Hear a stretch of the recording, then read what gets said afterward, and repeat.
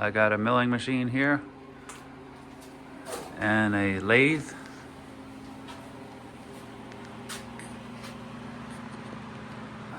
This is a metal lathe. They're all fundamentally the same. Here's the tool post. Here's the few tool holders I have ready to go, called a tool post. This is called the tool holder, and this is called the tool. Some people coming from a woodworking background might call these bits. One thing that makes this system so easy is all these tool holders are ready to go. So I could just grab one, slide it in, lock it, and it's ready to go. And I haven't used this lathe in probably over a year, so I know it's still ready. And then pull it out, put another one, that's it. So that's why these are great, because they make changing the tools so easy. And notice it has a dovetail here and a dovetail here. And when you squeeze the lever, it brings this down. Yours might have a pin on the side that pops out when you squeeze the lever. There's two types. This is called the wedge type, and then yours probably called a pin or plunger type. But they both do the same thing. And notice there's two. There's one here, and there's one here. So the one in the front is for mounting tools there. And then the one in the back is for mounting tools there. And the back one is specifically for boring bars. Not specifically, but usually used for boring bars, because you want the boring bar to go parallel to the axis of the travel. Whereas if you were to put this one back here, well, it's even backwards. It wouldn't do anything, you know? This one here is a cutoff tool. So it has a very thin blade compared to the other tools. Thin blade. And it has some relief cut into the sides. It's barely hard to see. And it's a consumable, so usually they break and you have to regrind the front of it. So that's why it's so long. As it wears out, you would just advance it forward. And the tool holders are made specifically for them. So you can't put this in a tool holder like this, because the screws wouldn't clamp down on it, because it's too thin. So this particular tool holder for this is made for this size blade, and it's tightened and loosened with this set screw. So that set screw pulls this piece, and you see how it's wedged. So as it pulls it backwards, it squeezes down onto the cutoff tool. So that's one style. Another style, I forget what yours has, might have a few screws on the top, and you tighten. And then, yeah, that's what yours had. It had screws on the top, you tighten, and then there was a bar here that would clamp down on this. So contact the guy that sold it to you and ask him what cutoff blade works for the tool holder he sold you. There's like 10 different standard size cutoff blades, so one of them will work for yours. And once you have the one you need, you can get it anywhere, Amazon, eBay. Blades are designated by their width and their height. That's all the information you need. So if you have something long in the lathe and you put it in a chuck and you have this much sticking out and you do your machining on it, and then you want to cut it to length. So you wouldn't use like a saw in your hand, you would use the cutoff tool to do it. All right, and with the cutoff tool, the more it sticks out, because the blade is so flimsy, the more it sticks out, the more problems you're going to have. So you want to have it as far back as you can for what you're trying to cut off. So this style tool holder that has just the opening there, and then the set screws on top, and you put a tool like this in it, right? And there's some wiggle room. So I can tilt the tool within the tool holder probably 15, 20 degrees, 10 or 15 degrees. You see this one, it's tilted outward a little bit, right? In contrast, the The parting tool holder, there's absolutely no wiggle room. It only goes in one way. So this tool is perfectly parallel to this surface. There's absolutely no wiggle room. The boring bar holder you have that has the hole, it's the same thing. There's no wiggle room. You can't move the hole. This is another boring bar. This is probably actually the boring bar style you have, where the shank is square. So some boring bars have round shanks. They're meant to go in the holder that has a hole in the front, and some have square shanks. They're meant to go in a regular tool holder. So I like the ones with the square shanks better, but they're both okay.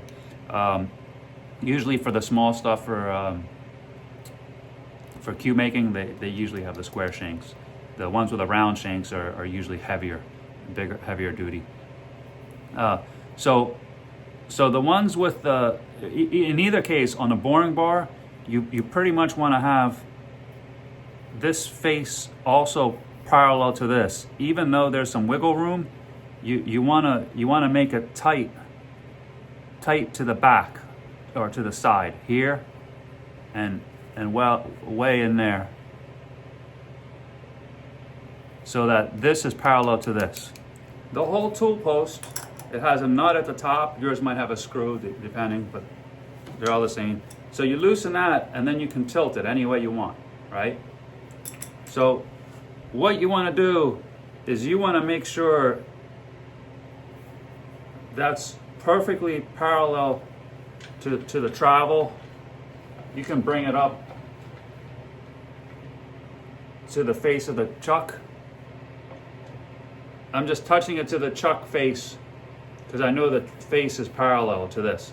So once I have it there, I'll snug it up a little bit, back it off and check it again, make sure it stayed parallel, and then snug it up good. Double check it again. Now it's parallel. So the reason of doing that is, now when I put this tool in, the cutoff tool, that tool has to go perfectly straight. If it's cocked a little bit, it's going to bind when you're cutting and it's going to break. So this is like the priority. This tool, the cutoff tool, you want it to be perfectly parallel to the chuck. And remember, you can't adjust it. And then same with the boring bar. The boring bar should always move parallel, otherwise it'll bind up inside the hole.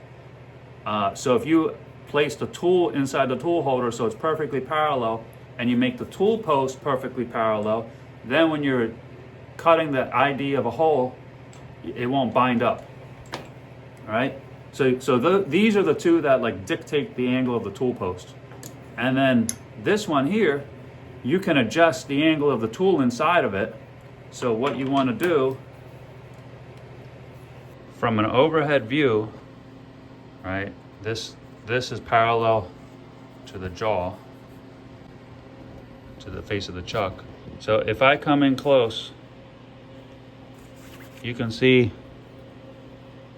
the tip of the tool is going to touch before the back. So this tool will have no problem cutting in this direction, left and right. And then when we go to the front, to the face,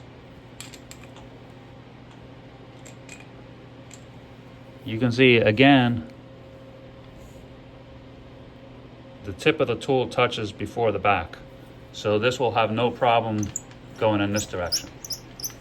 That's all possible because this angle from this edge to this edge, it's less than 90 degrees. It's about, I think they grind it at 80 degrees roughly. So it has 5 degrees of clearance on this face edge and 5 degrees of clearance on this edge, relative to when you're turning and relative to when you're facing. So that's how you should have this tool set, so you don't have to change it. You can use the same tool to do the facing and the turning. And I think with your tool, it's actually, the one you have, it's actually diamond shaped, so it will be even easier to set those angles. Here's another tool. So this tool could be used, this tool could be used for threading, actually, that's what it is, or for putting a chamfer on. And here's the cutoff tool again. And you can see this tool has no clearance on its sides. So once it starts cutting, if it's not perfectly parallel, it's going to bind. Okay, so that's why it's really important to have this face parallel with this face, or if you want to call it this face parallel with this face. Here's one trick with the ruler to set the height. Just put it between the tool and the work. It's got to be round, and bring it in gently. And you want it to be perfectly up and down.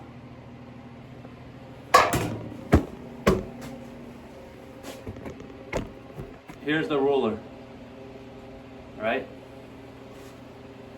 So you just bring it in and let go. I'll make it low so you'll see the difference. So now the tool's too low. Does that show up here? You can see the ruler is tilted backwards.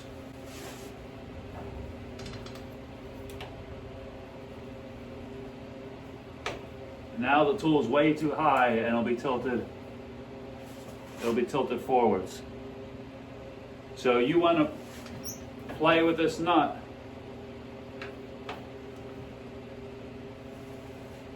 and stick your head here so you get a good vantage point. You know, you got to be right on it.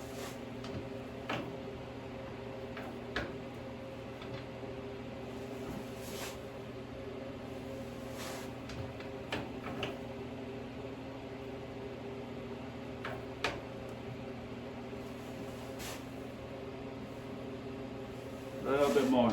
It's better to be a hair low than a hair high. All right, I think that's pretty good. Once you get that where you want it, then there's a lock nut. So bring this nut down, and it'll have a lock washer in there too. So you want that pretty good. You don't really have to use pliers for this, or a socket, but you can if you want. So just not too tight, because you want to be able to undo it later.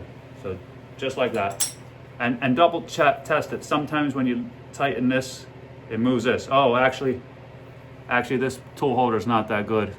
You see the entire screw is turning. All right, so make sure yours are tight. So actually I have to redo the whole thing now. So I don't have an Allen key set here, but I'd have to tighten this and do it all over again, because now I just changed the height. Now it's going to be too high.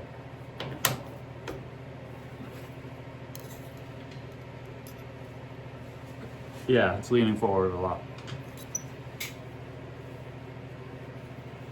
So let's check this other tool that I haven't touched in a couple years, see where it's at.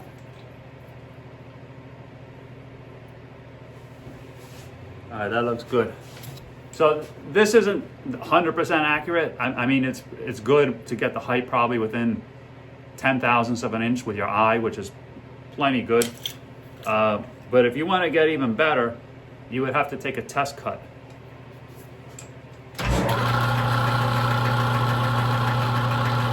On the facing.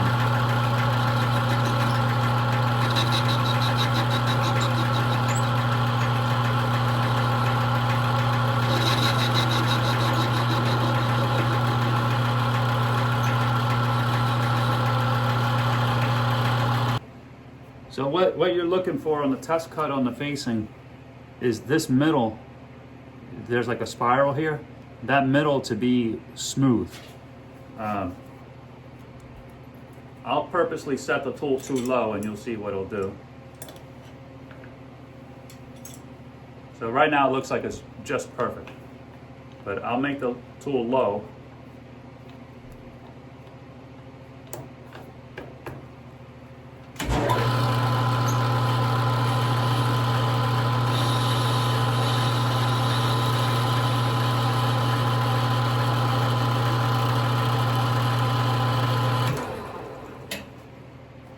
So you see the tool's past the center line and it left a nub in the middle.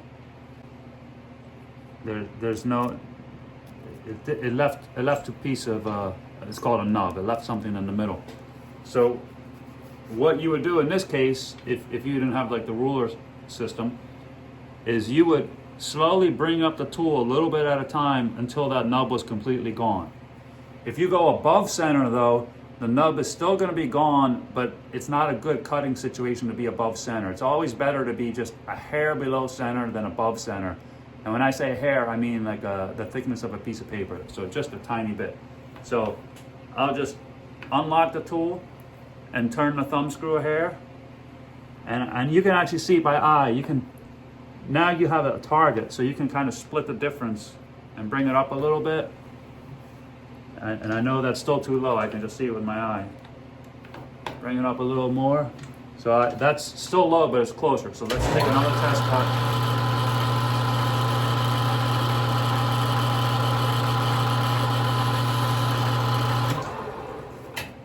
Right, so now there's still a nub, but it's just tiny.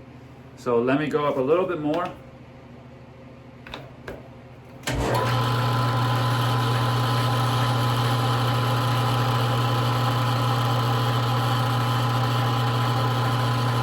Still there. Still there. A little bit more.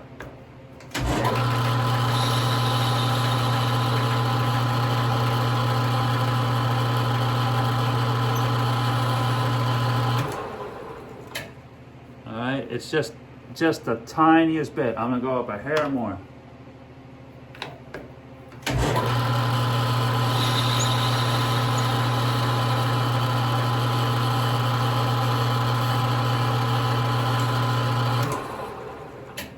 All right, now it's completely gone. And because I went up just a tiny bit at a time, I ensured I didn't go above center. And just to double check, I mean, that's more accurate than the ruler way, but you can see with the ruler, I can tell by eye it's vertical. So it's just, this is a real quick way of doing it, and it works good enough for almost anything. And also when you have a boring bar in there, it's hard to do the same test with the boring bar. So with the boring bar, you would go to the back and put the ruler there and come forward. And now the angle's wrong in the camera because the camera's skewed, but I can tell the ruler's vertical. Get yourself a dial indicator. I don't remember if you got it. I know we talked about it, but you need one.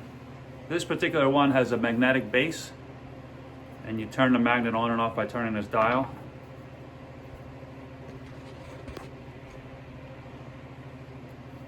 Like this.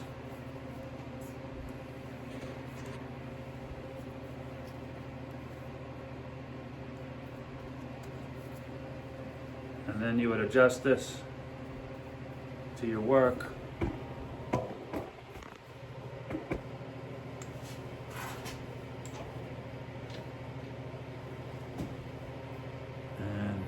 Has a fine adjust here. So you bring it down. So these work when the needle moves, or when this lever moves, it moves the needle. This one's really old, it's probably 70 years old.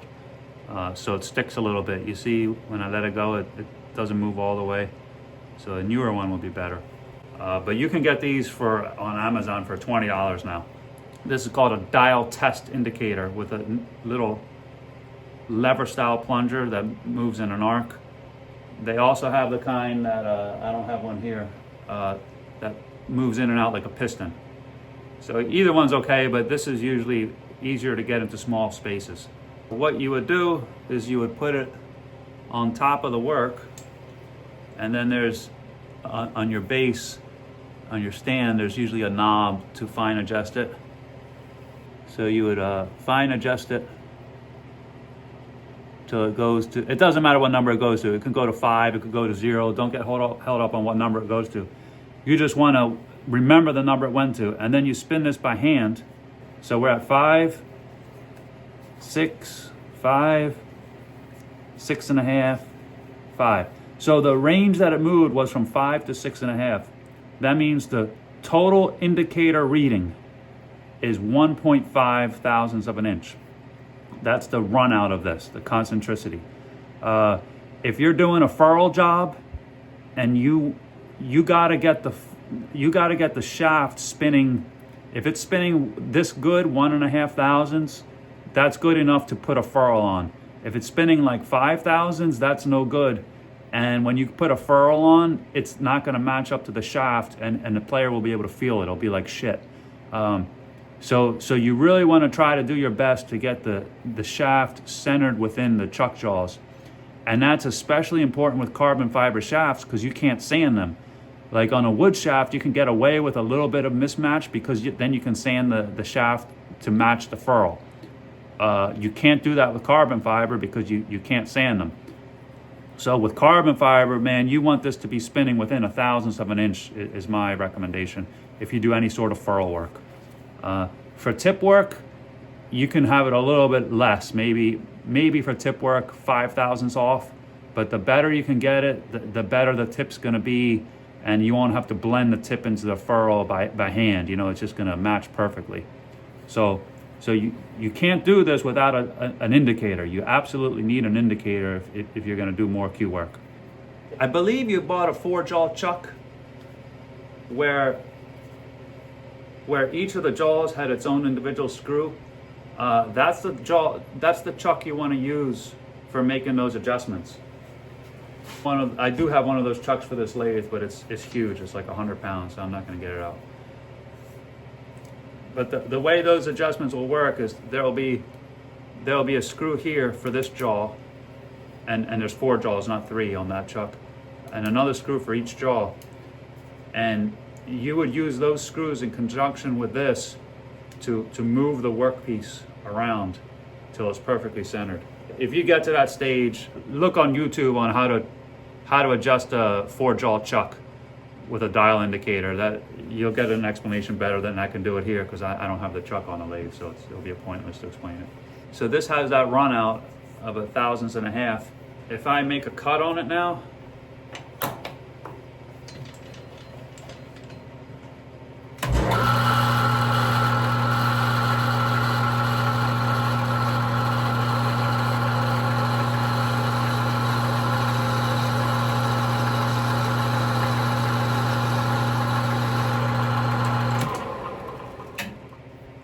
if I make a cut, this should be dead nuts. All right, we're at 1. The needle's not even wiggling. So that's, each small line on this indicator is 0.5 of an inch. The big line is 1/1000th. So I'd say this is within 1/10,000th of an inch, 0.0001 inches. Anytime work is in the lathe, it's 100% accurate. It's only when you take it out and then put it back in that it loses accuracy, because every time you do that, it sits in the jaws of the chuck a little bit differently. What you'll run into with pool cues is the wood won't be round. Sometimes, if it's wood, sometimes it expands differently, like in one thickness than another direction because of humidity and temperature and whatever. So actually, if you measured the diameter here and then rotated it and measured it again, it'll be a different number. Sometimes I've seen them as different as like 0.005 of an inch. So in a case like that, you would use your 4-jaw chuck to center it the best you can. You split the difference, you know, in one direction you center it as best you can, and then 90 degrees away you center it the best you can. The other way that comes up with pool cues is when people sand their shafts, when players sand their shafts.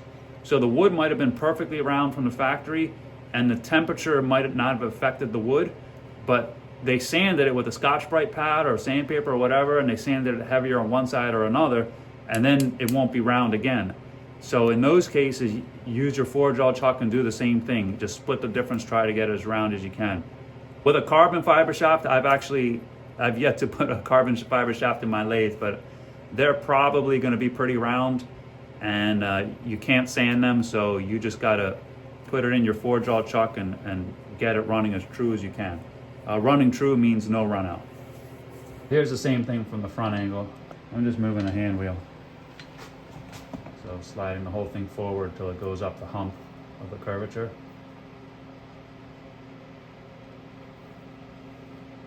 And when it starts going the other direction, right at the, like it did there, that means you're top dead center. So you can go back, right there is top dead center. Okay, you don't have to be a top dead center, but that's the most accurate place. So if I go like this, the needle doesn't budge at all. But if I go on the spot that I didn't machine, the needle moves 1/1000th. And for a pull stick, basically 3/1000ths and above the player will feel. 1.5 and below they should not feel. So if you can get it to 1.5, you're doing pretty good. And with the tools, again, you want to dedicate a tool to a tool holder. That way you don't have to pull the tool out all the time and set the height again and set the angles. So these are the tools I use all the time. Actually, this one here, you're going to use 90% of the time, okay? The boring bar you need if you're doing any sort of furrow work and making your own furrows. And then the cutoff tool you need if you're doing, actually you'll use that a lot for furrows, for cutting things to length. So these three tools, 100% everybody needs. Here I got a spare one, no tool in it, you know. This tool is for threading or chamfering. And this tool is like a cutoff blade, but I ground it myself for making grooves. So make sure you have these three holders at a minimum, and then get one or two spares of this kind, the regular kind, and you'll be set. And they all have numbers on them. Yours should probably have numbers too. The 250 means the size. Yours probably has like 00 there. And then the 102 is the type of tool holder it is. So 102 is the square one. Oh, actually this is for round boring bars. You see how it has a groove down there? But it'll still work with this one. And this one is 101. See 101? So 101 is the regular one, just a C channel. 102 is the C channel with a V groove at its bottom. And that can be used with regular tools or with round shank boring bars. This one here should be a 101. Oh, this is a 102 again, because it has the groove at the bottom. And where's the number? It doesn't have the number on this one, but it's a 102. And this one here is no groove at the bottom, so that's a 101. This one here with the parting blade, it's a 107. Usually the different manufacturers will follow the same naming convention for their tool holders. But you just say you want a turning tool holder, is this one. You want a cutoff tool holder, it's this one. You want a V-groove boring bar holder, it's this one. And this one can also be used for the boring bar with a V-groove or a regular tool, it doesn't matter. You want those two holders at a minimum, those holders at a minimum. And if you get more into this, you might want to get a bigger lathe like this. These lathes, they have auto feed, so like here's the spindle.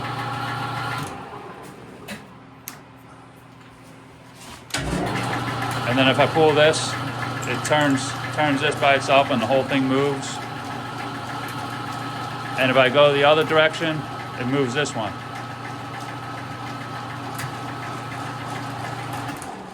So you can do a lot more with these lathes, but they're heavier. Like this particular one is, I think it's like 1,000 pounds or 1,500 pounds. And this is like a cheap one, you know. I think this new, if you got one of these today, it's probably like $3,000. But it's not the money, it's like how you get it in your garage and all that, you know, as a normal hobby person. They had to bring this in on a forklift. Same with this. But they have slightly smaller versions of these metal lathes now that maybe are like $1,500. And I think they're light enough that you can sort of set it up with a hand truck. You know, you don't need like professional delivery, but I'm not 100% on that. The problem with them for cube making though is they're not set up from the factory like the cube lathes are. So they have a chuck here But on the back side, it's just a spindle, and you have to make an adapter so when you put the shaft in, the shaft doesn't wobble around.